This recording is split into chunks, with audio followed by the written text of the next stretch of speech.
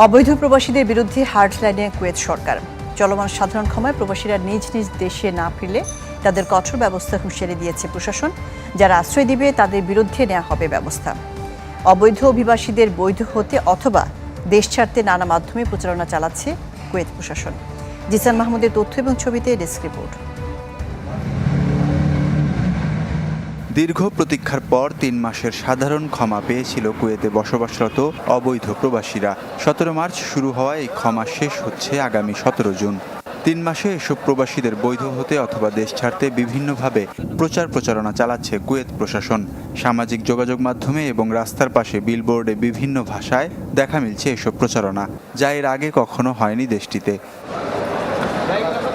চলমান সাধারণ ক্ষমার মেয়াদ শেষ হলে কঠোর অভিযানে নামার কথা জানিয়েছে কুয়েত সরকার। এ সময় যারা অবৈধদের আশ্রয় দেবেন তাদের বিরুদ্ধেও নেওয়া হবে বিশেষ ব্যবস্থা। আরোপ করা হবে ৬০০ দিনার জরিমানা বা ৬ মাসের কারাদণ্ড।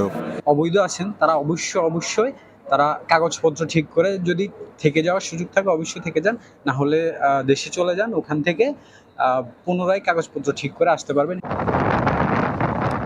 ১৭ জুনের মধ্যে অবৈধ প্রবাসীরা দেশ না ছাড়লে জরিমানা সহ আটক করা হবে তাদের, আনা হবে স্থায়ীভাবে বহিষ্কারের আওতায়। অন্যদিকে সাধারণ ক্ষমায় দেশে ফিরলে নিয়মতান্ত্রিকভাবে নতুন ভিসায় পুনরায় কুয়েত প্রবেশের সুযোগ পাবেন প্রবাসীরা। তাই এই সুযোগ কাজে লাগানোর আহ্বান দেশটিতে বসবাসরত বাংলাদেশিদের। বাংলাদেশি ভাইয়েরা যারা এখনো পর্যন্ত এই অবৈধভাবে রয়েছেন, যে সুযোগটি তারা কাজে লাগানোর চেষ্টা করুন, নয়তো কিন্তু ১৭ জুনের পর থেকে কিন্তু কুয়েত সরকার আরো বেশি কঠোর হবে।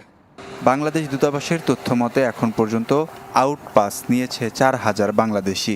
আমাদের প্রবাসীরা যারা দীর্ঘদিন অবৈধ থাকার কারণে দেশে যেতে সক্ষম হননি, তারা এই ঈদে কিন্তু দেশে যেতে পারছেন এবং তারা দেশে গিয়ে দেশে থেকে আবার নতুনভাবে কুয়েতে ভিসা নিয়ে প্রবেশ করতে পারবেন।